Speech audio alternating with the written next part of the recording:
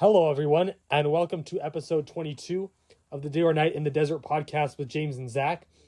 I'm James, along with my co-host, Zach. How's it going, everyone? It's going great for us here. We hope you guys are doing well as well, but we got a lot of great content to get into today, and we're going to get right into it. And we're going to start off by talking about the NBA Finals, where the Spurs and the Knicks are now 4 games into their series. The Spurs took Game 3 in Madison Square Garden, cutting the series deficit to 2-1, in large part due to Victor Wembanyama's 32 points, 8 rebounds, 6 assists, 3 blocks, and 2 steals. Stephon Castle added 23 points, 5 rebounds, and 5 assists, along with 5 3-pointers in the win, as well as De'Aaron Fox adding 12 points, 8 assists, and 2 blocks as well. So the Spurs getting a big-time win in Game 3, and Game 4, especially in the first half, looked to be more of the same. But then the San Antonio Spurs blew a 29-point lead in the second half after it being an absolute rout in the first half. It was 41-22 after the first quarter, 76-49 at halftime, which was a 27-point lead, which was the largest halftime lead by a road team in finals history. But the Spurs ultimately blew that lead after only scoring 30 points in the entire second half, after scoring 76 in the first half and shooting just 3 for 17 from 3 after halftime. Jalen Brunson for the Knicks really stepped up with 36 points and 7 assists, as well as OG Anunoby, who hit the game-winning shot on a night where he scored 33 points on 7 of 9 from 3. Karl Anthony Towns added 10 rebounds, but was limited to 11 points overall as he got in foul trouble. But what an unbelievable comeback by the New York Knicks. There's a lot of reasons why the Spurs lost Game 4, but the Knicks ultimately going up 3-1. I actually, sadly, will admit that I turned the TV off at halftime to go do other things, but I ultimately ended up watching the second half later. I rewatched it, and man, what a crazy turn of events in Game 4 of the NBA Finals. Just give me your initial reaction, Zach. I will have to admit that I did turn it off at halftime as well. But boy, oh boy, it was an unreal turn of events for Game 4. I just cannot believe what I saw watching those highlights. Man, those New York fans are really something special. To see their team come out kind of flat in the first half, but then just took over the second half and ultimately came up with a win with the OG Anunoby's game-winning 2-pointer. I just cannot believe what I saw. Yeah, it's pretty unbelievable to watch that. As I said, went back and watched the second half, and just a completely different tale than the first half. The Knicks just caught fire, and the Spurs just looked dead out there. They just didn't come out with the same firepower. They started shooting a lot of threes as opposed to attacking the paint, and ultimately it led to a lot of their players struggling. And I think that this just goes to show you that, the game's never over till it's over. The series is never over till it's over, and you have to finish strong. And I think a lot of mistakes were made. De'Aaron Fox not taking the foul at the end of the game, Wembanyama missing a couple of key free throws, and just an overall kind of sort of collapse by the San Antonio Spurs. And I think the Knicks with that win are going to ultimately go on to win the NBA championship. I actually think it will go 6. I think the Spurs will bounce back for Game 5 in San Antonio. They'll be looking for some revenge after that Game 4 collapse, but I think ultimately it's just not going to be enough. The Knicks have looked like a very strong team and a very resilient team this entire series. They've been down 10 at the end of every first quarter and have just come back in a magnificent way in every single game. So I have the Knicks ultimately winning now in 6 games. I want to hear what Zach has to say about his prediction. I wouldn't be shocked if it went 7, to be honest. That would be really something special with this NBA Finals. I will give my prediction.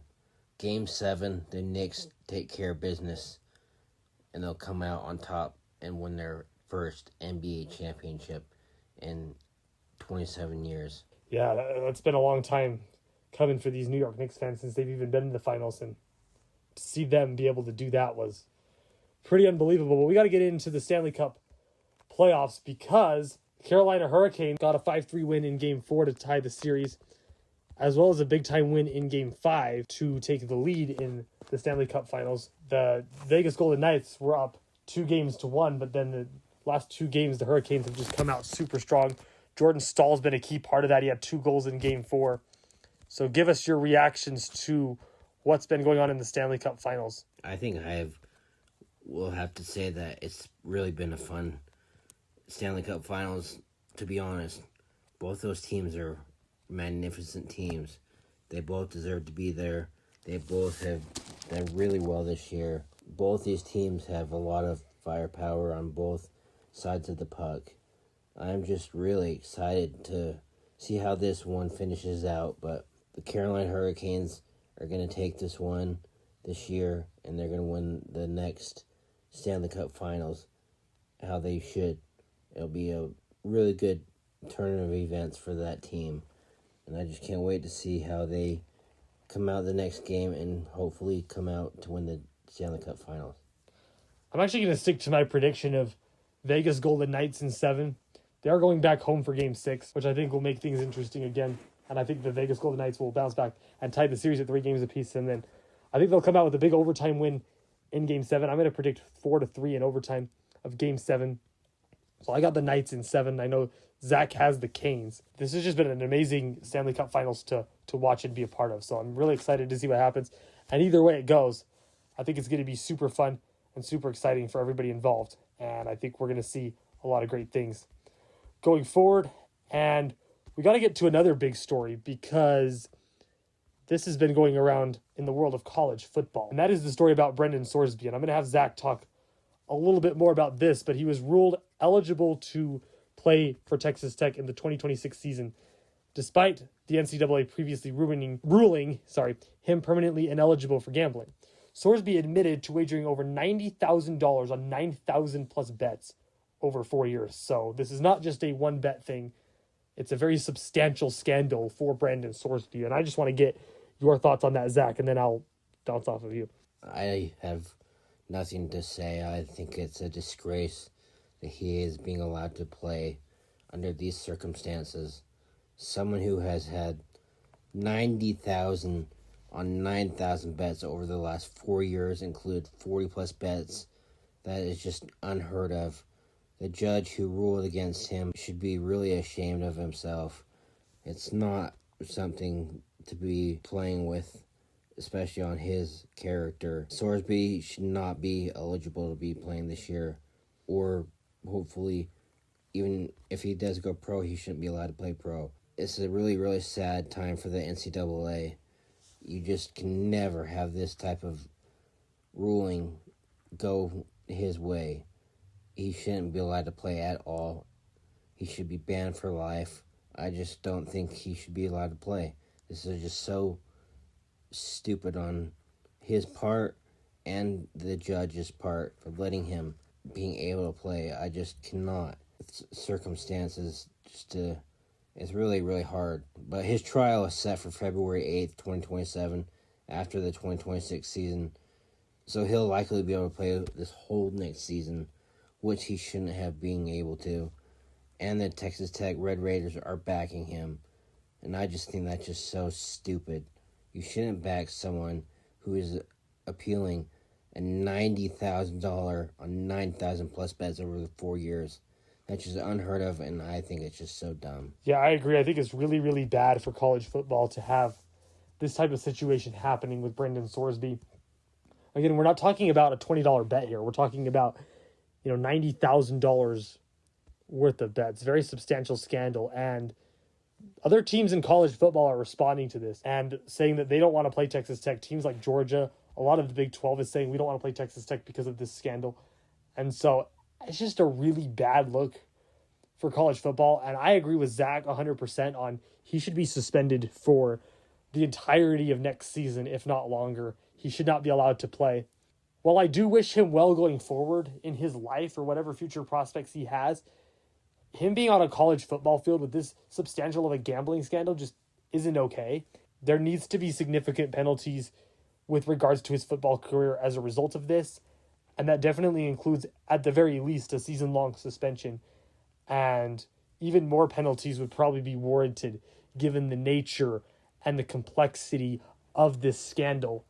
So certainly, the fact that he's being allowed to play this whole year, it's an absolute disgrace for the college football world.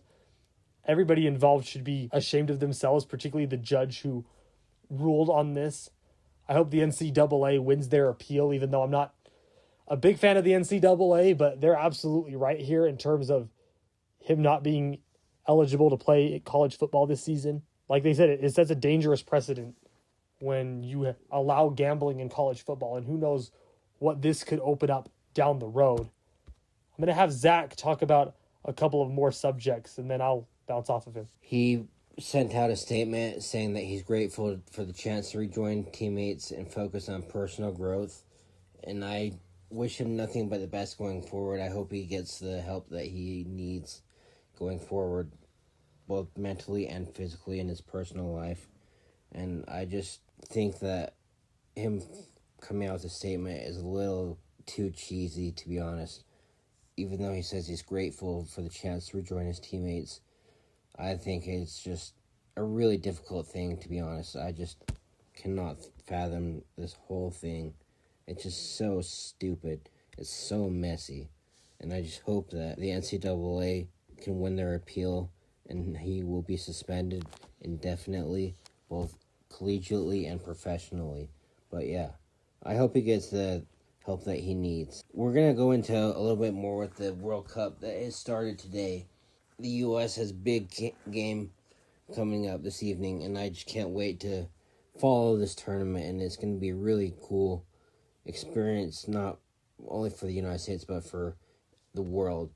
And I just am happy that it's on our turf here in the United States, and they play their first match tonight against Paraguay, where they are a narrow favorite in their first match as the host nation. Yeah, it's going to be super exciting to watch the World Cup. The United States coming in a narrow favorite in their first match against Paraguay.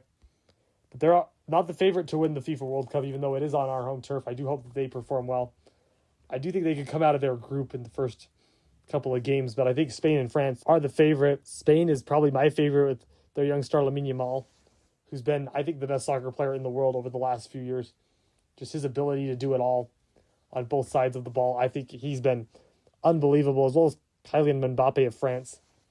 Another one of these young stars in the game. They're kind of, I feel like, this generation's a version of Ronaldo and Messi. They've both had stellar young careers.